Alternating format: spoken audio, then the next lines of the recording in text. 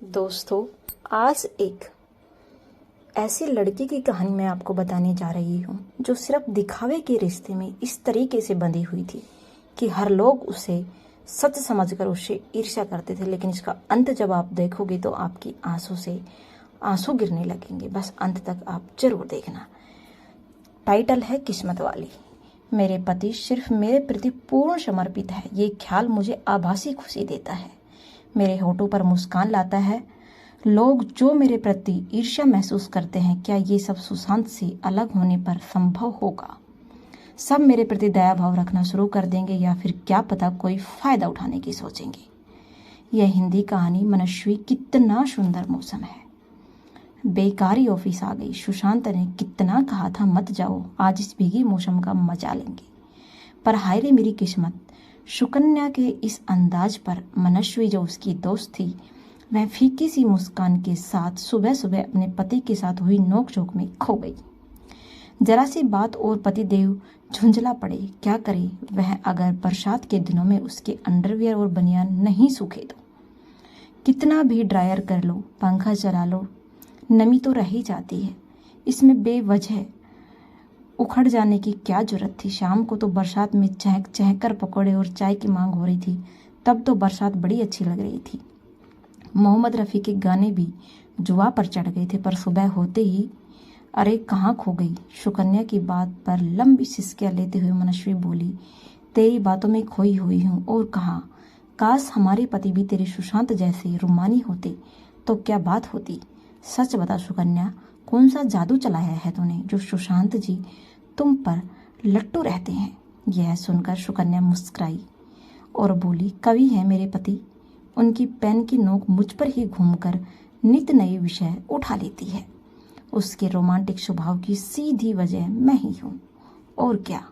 उसके सांवले सलोने चेहरे पर चमक उभरी, फिर वह कहीं खो सी गई। वह अक्सर ऐसे ही जब तक खो जाती है तो कंप्यूटर बैकलॉग करके सुकन्या को खोल जमाती हुई वह बोली, तू और तेरा कवि पति, ये ऑफिस है मैडम, यहाँ खोना मना है। अरे इसमें खोना जैसा क्या है? मेरे सुशांत हैं ही ऐसे। इस बरसाती बूंदों में उनके साथ के सामने अपनी नौकरी को चुनकर पाप किया है।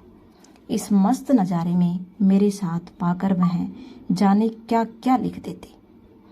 मुझ पर सुकन्या मादक अंगड़ाई लेते हुए बोली तो मनस्वी उसे देखती रही। सांवरा रंग, बोलती सी, मुस्कुराती सी मोटी मोटी आंखें, शरीर दुबला पतला, गले में एक चकत्ता जो शायद जन्मजात ही था। ऐसा कुछ भी नहीं था उसमें जो किसी को बांधे रख सके।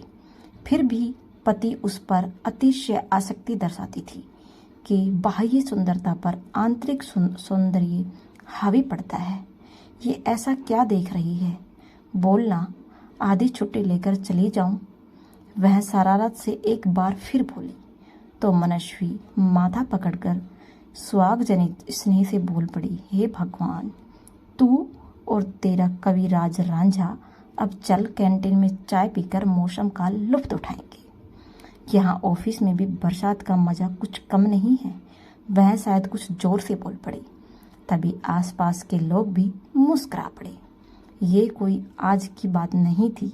ऑफिस में अक्सर ये चर्चा होती थी कि सुकन्या जाने कौन सी कलम दवात से किस्मत लिखवा कर लाई है जो उसे इतना प्यार करने वाला पति मिला है। लेकिन ये किसी को नहीं पता था कि ये सिर्फ एक दिखावा है। प्रेम से लवरेज दाम्पत्य का किसी को उदाहरण देना होता तो वो हमेशा सुकन्या का उदाहरण दिया जाता। वह स्वयं भी तो अपने प्रेमिल क्षणों को बांटने से नहीं चूकती थी। रोज ही कोई ना कोई रोमांटिक किस्सा उसके हिस्से रहता था। मसलन कल रात सुशांत ने चांदनी रात में मधुर वार्तालाप के बीच ये पंक्तियां उसको नजर की, कल शाम साथ साथ खाना बनाया, ये साड़ी सुशांत ने ही दी है, ये अंगूठी उन्होंने देते हुए ये कहा वो कहा, उफ कितना कुछ कहा। उसके पास रहने को रोज एक नया प्रसंग सुनना होता है। वह कम पड़ता है तो उसकी लिखी रोमानी गजलों और मतलों को सुनते हुए ऐसे भाव देती है जैसे उस पर भाव भारी इबारत का पेटेंट करवा कर आई हो। अपने रोमानी दाम्पत्य की किस गोई करती और उनके सबके होठों पर मुस्कान की रेखा घिर आती। उसकी कजरारी सुपीली आंखें पति के प्यार से लबलबाती तो लोग बाग जल भुनकर खाक हो जाते। पर मनस्वी उसकी सबसे अच्छी श्रोता थी, सबसे उसकी अच्छी क्लोज फ्रेंड थी। कभी कभी उसे भय भी लगता कि सुकन्या सुशांत के प्रेम को कहीं किसी की नजर न लग जाए। ऑफिस से शाम को मनस्वी उस दिन घर पहुंची तो पति देव ने उसके लिए चाय बनाकर रखी थी। पति देव के हाथों की चाय और मिजाज पुरसी से सुबह की झड़प से उपजी तलखी गायब हो गई। तो एक बार भी मनस्वी को ग्लानि हो आई। क्या हुआ जो उसका विजय सुशांत जैसे भावक कवि हृदय नहीं रखते, पर जैसे भी है केयरिंग है। उसकी जगह और कोई भी होता तो ऑफिस जाने की हड़बड़ी में नम बनियान देखकर चिड़चिड़ा तो हो ही जाता। जाने अनजाने में विजय और सुशांत की तुलना कर बैठने पर मन अपराध बोध से भर उठा। करीब 10 दिन बीतने के बाद सुकन्या एक बार फिर दफ्तर से नदारद हुई। फोन किया तो पता चला मैडम जी माउंट आबू की खुशनुमा वादियों में हैं। उसकी प्रफुल्लित आवाज उसकी खुशी जाहिर कर रही थी। क्या करूं मनु, सुशांत ने एकदम से प्रोग्राम बना लिया। क्या करती, आना ही पड़ा। पर सच कहूं बड़ा मजा आ रहा है। इतना खूबसूरत मौसम है कि क्या कहूं। मेरे कमरे के ठीक सामने पहाड़ियां हैं, उन्हें बादलों ने ऐसे ढका है कि सुन, मुझे थोड़ा काम है। मनस्वी ने स्वर भरकर संभाला, कहीं ईर्ष्या जाहिर न हो जाए। पर सुकन्या अपनी दुनिया में मस्त बोल रही थी। मनु, अपने रोजमर्रा के जीवन की रेलम पेल से छुटकारा पाना जरूरी है। जो पल हमने यहाँ जिए हैं बस वही जिंदगी है। जानती हूँ तेरे समय खराब चल रहा है, पर क्या करूँ, मुझसे अपनी खुशी बांटती हूँ। तुझसे अपनी खुशियाँ बांट लेती हूँ तो खुशी और बढ़ जाती है। अरे नहीं सुकन्या, इतना भी बिजी नहीं हूँ। तुम्हारे जीवन में खुशियों के पल यूं ही आते रहें, और क्या चाहिए। और हाँ, अब की बार आना तो असली खुशी लेकर आना, मतलब 2 से 3 की तैयारी करके ही आना। यह सुनकर वह जोर से हंस दी। फिर अच्छा रखती हूँ कहकर उसने फोन काट दिया। हो न हो इस बार सुकन्या जरूर ही खुशखबरी लेकर आएगी। मनस्वी ऐसा सोचकर अपने सोच के घोड़े दौड़ा रही थी। उस बेचारी को सच्चाई नहीं पता था कि होने क्या वाला है। 1 हफ्ते बाद सुकन्या का फिर फोन आया। मनस्वी, मेरी 2 दिन की छुट्टी बढ़वाने की अर्जी दे देना यार। मैं गिर पड़ी, सुशांत ट्रैकिंग पर ले गए थे, रस्सी हाथ से छूट गई तो मुझे संभाल लिया, वरना न जाने क्या हो जाता। चेहरे और हाथ पर चोट आई है। 2-4 दिन बाद ऑफिस ज्वाइन करूंगी, बॉस को बता देना। इस खबर के बाद 2 दिन बाद दाएं हाथ में क्रय बैंडेज बांधे आई तो उसकी दशा देखकर मनस्वी चौंक पड़ी। चेहरे के दाईं तरफ कालापन देख वह घबरा गई। सुकन्या सबको हैरान परेशान देखकर चिर परिचित अंदाज में बोली, अरे बस पूछ मत, ये सुशांत है ना। आज यहाँ चलेंगे, कल वहाँ चलेंगे, डिनर चलेंगे, ट्रैकिंग बोटिंग करेंगे, बस पूछ मत। मनस्वी खूब मजे किए ट्रैकिंग के, फिर गिर पड़ी। सुशांत ने अपनी जी भरकर सेवा करवाई। सुकन्या अभी भी खुश थी, और क्यों न होती। सच है, दुख तकलीफ में पति का प्यार भरा स्पर्श कितना सुखद कहलाता है। पति का साथ दुलार बड़े से बड़े घाव का मरहम बन जाता है। सुकन्या का मुस्कुराता चेहरा देखकर मनस्वी को 3 दिन पहले पैर में लगी वो मोच याद आ गई, जिसे कितनी लापरवाही से विजय ने अनदेखा कर दिया था। बाद में केमिस्ट को फोन करके पूछकर पेन किलर मंगवा कर दे दी थी। ये कहाँ खो गई। सुकन्या के कहने पर मनस्वी उसके चेहरे को ध्यान से देखने लगी। सांवले चेहरे पर चोट का वह काला निशान घुल मिल रहा था। कुछ ऐसे ही सुकन्या का दर्द पति के प्रेम में घुल मिल गया होगा। शारीरिक पीड़ा दाम्पत्य प्रेम में घुलकर विलुप्त सी हो गई थी। मनस्वी सरसरी नजर डालते हुए बोली, कुछ नहीं, तू अपना हाल बता। तेरे पास माउंट आबू की ढेर सारी बातें होंगी, तू सुना। सच कहूँ तो तेरी बातों से हमारे हृदय के सोए तार भी झुनझुना उठते हैं। और समय होता तो सुकन्या शुरू हो जाती, पर आज वह करहा उठी। शायद दर्द ज़्यादा था। बैलेंस चार्ट शीट में पिछले दिनों का लेखा जोखा भरने के प्रयास में वह खोसी गई। तो कुछ ठीक नहीं लग रही सुकन्या, कुछ दिन और आराम क्यों नहीं कर लेती? तब मनस्वी के कहने पर वह मुस्कुराने की कोशिश करती कहने लगी, नहीं यार, बहुत काम पेंडिंग है, करना तो है ही। कहते हुए वह सिसकराकर अपने चोटिल हाथ को सहलाने लगी। हाथ में दर्द है ना, ला मैं तेरी मदद करती हूँ। मनस्वी के कहने पर वह तू बस डाटा डिडक्ट कर दे कहते हुए कुछ देर आंखें मूंदे बैठी रही।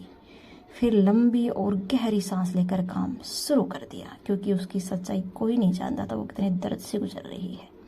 इस बात को महीने भी नहीं बीता था कि वह फिर से अनुपस्थित हुई। पर इस बार बॉस के साथ पूरा स्टाफ उससे नाराज था, क्योंकि वार्षिक क्लोजिंग में ऐसे ही काम की अधिकता थी। उसके हिस्से का भार भी सबके सिर पर पड़ गया था। बॉस ने भी आर पार की बात करने का मन बना लिया था। आखिरकार प्रोफेशनलिज्म में भी कुछ होता है।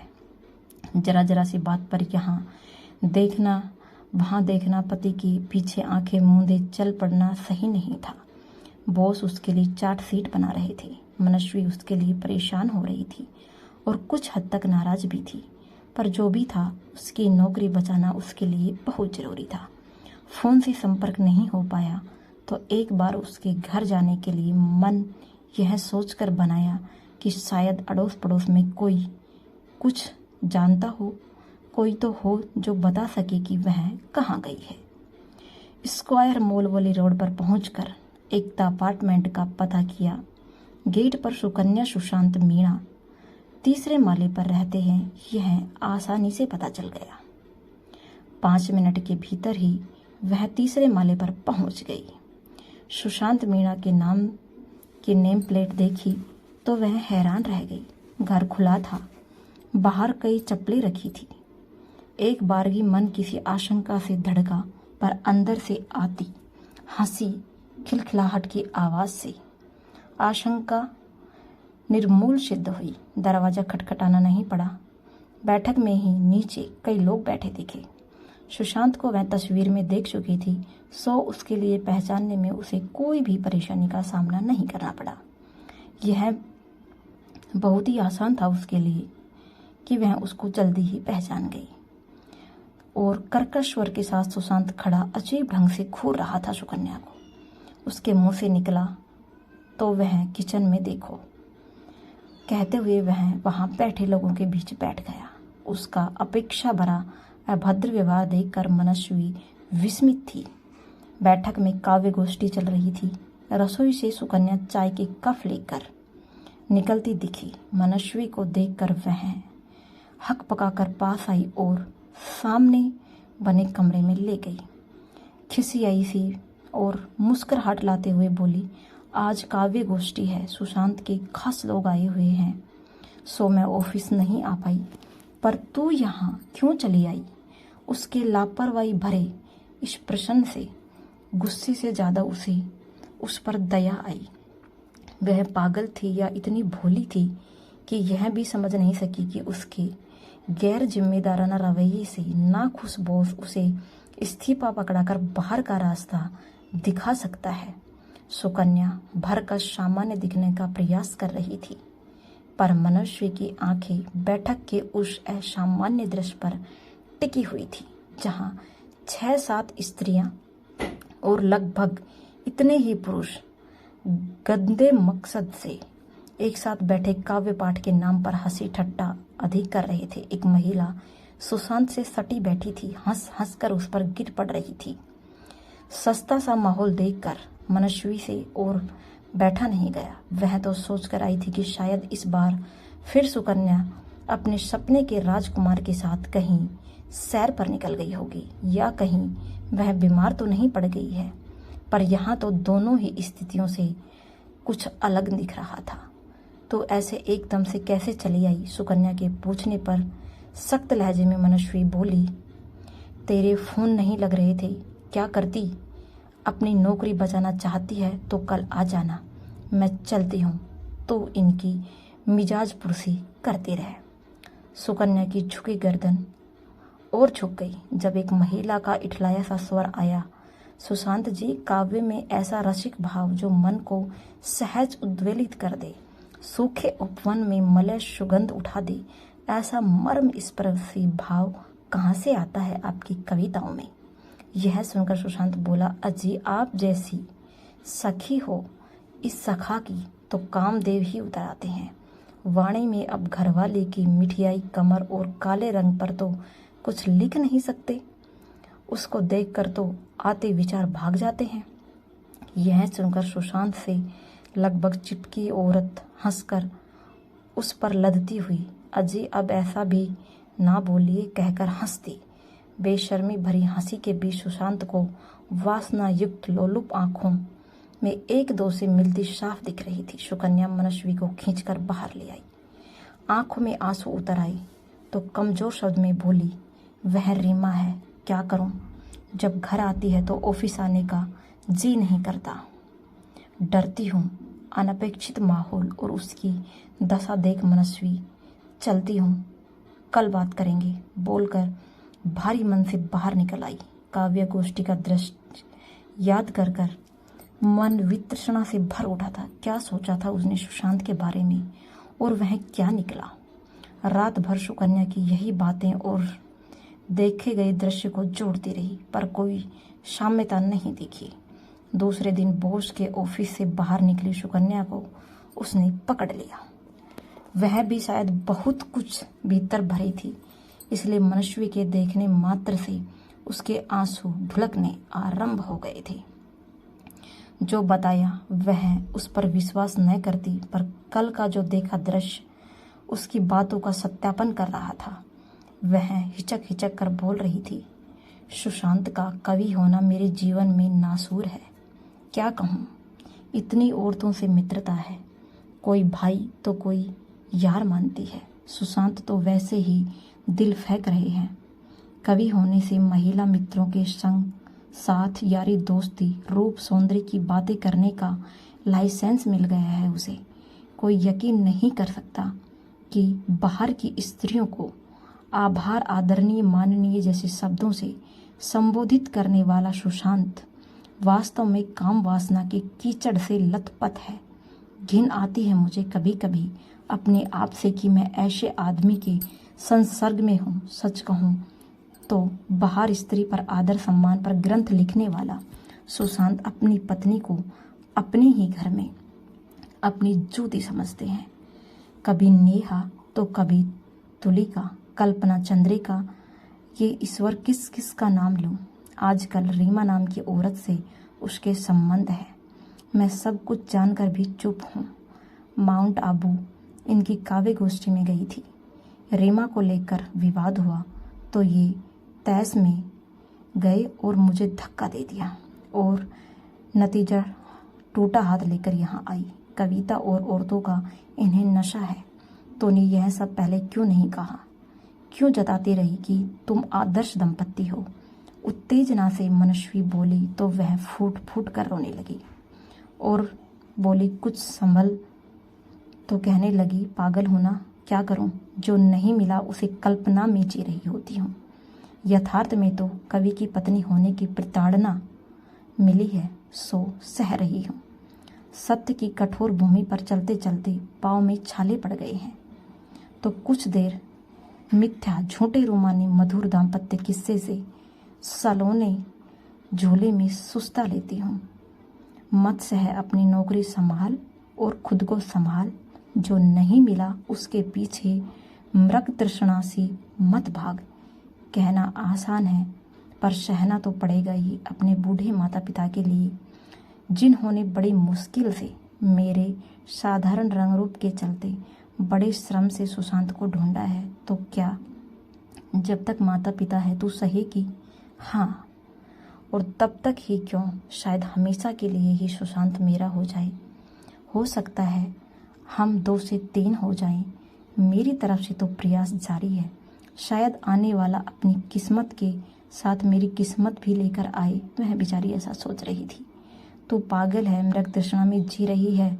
चल अभी सुशांत का असली चेहरा मैं सबके सामने ला देती हूँ। नहीं नहीं, ऐसा मत बोलो। तू किसी को कुछ भी नहीं बताएगी। जो तलीसम मैंने अपनी रिश्तों का बनाया है, सबके सामने उसे टूटते मैं नहीं देख सकती। सब मुझ पर हंसेंगे, मैं बर्दाश्त नहीं कर पाऊंगी। मनस्वी, तुझे मेरी कसम, जो किसी के सामने कुछ भी कहा तो हे भगवान, तो इन हालातों में किसी तीसरे के बारे में सोच सकती है, मुस्करा और हंस सकती है। ये सब मेरी कल्पना से परे है। मेरे पति सिर्फ मेरे प्रति पूर्ण समर्पित हैं। ये ख्याल मुझे आभासी खुशी देता है, मेरे होठों पर मुस्कान लाता है। लोग जो मेरे प्रति ईर्ष्या महसूस करते हैं, क्या ये सब सुशांत से अलग होने पर संभव होगा? सब मेरे प्रति दया भाव रखना शुरू कर देंगे, या फिर क्या पता कोई इसका फ़ायदा उठाने की सोचे। बेचारी, तमगा लगाकर मैं नहीं घूम सकती। मेरी कसम खा मनस्वी, कभी किसी को तू कुछ भी नहीं बताएगी। सुकन्या हाथ जोड़कर प्रार्थना कर रही थी। मनस्वी वहां ठहर नहीं पाई। कौन कह सकता था कि वह आज के जमाने की अपने पैरों पर खड़ी आधुनिक महिला की बात सुन रही थी, जो एक छलावे के बुलबुले के संग खेलकर अपना मन बहला रही थी। बुलबुला फूट चुका था। वह और ताकत से फूंक कर बुलबुला बनाने में जुटी हुई थी। जब 3 दिन बाद अखबार में सुशांत की तस्वीर छपी थी और नारी गौरव की रक्षा हेतु पढ़े काव्य पाठ में उसकी कविता सर्वश्रेष्ठ कविता के रूप में चुनी गई थी, तब ऑफिस में सब फुसफुसाहट हो रही थी। किस्मत वाली, यह कितनी किस्मत वाली है ना सुकन्या, कितनी सुंदर कविता। दोहरी जिम्मेदारी निभाती नारी का क्या सुंदर वर्णन हुआ है। मन में श्रद्धानंद होते हुए पत्नी पर क्या खूब लिखा है सुकन्या। लगता है तो शब्द दर शब्द कविता में ढल गई है। You are so lucky. पति कितना सोचते हैं आपके बारे में। कोई कह रहा था तो किसी ने कहा, भाई भावुक कवि, पति शब्द और भावनाओं की कमी कहाँ। मनस्वी का जी चाहा, अपने कान बंद करके वह जोर से चीखी। नहीं, ये पंक्तियां सुकन्या के लिए नहीं है। वह संस्कार विहीन इंसान कहलाने लायक नहीं है। तालियों की गड़गड़ाहट के बीच उसके सर उठाया तो सुकन्या के चेहरे पर एक अद्भुतपूर्व चमक दिखी। तो आज जलेबी समोसा सुकन्या मैडम की तरफ से। हाँ हाँ, क्यों नहीं, सुकन्या प्रफुल्लित सी कह रही थी। सुकन्या के चेहरे का ओज उगते सूरज की लाली दे रहा था। सब भ्रमित थे, पर वो जानती थी कि अंधेरा होने वाला है, क्योंकि सच्चाई सामने आने वाली है। वह उसके चेहरे को ध्यान से देख रही थी और सुकन्या सतर्क सी उसे सावधान कर रही थी, कहीं उसके चेहरे की हंसी की यह रेखा धूमिल न हो जाए। दोस्तों, ये थी आज के इस कहानी की दर्द भरी दास्तां। एक महिला कितनी प्रताड़ित होती है, लेकिन फिर भी एक रिश्ते को दुनिया के दिखावे के सामने अच्छा बनाने की कितनी कोशिश करती है। हे आज की नारी तो धन्य है। दोस्तों, कहानी सुनने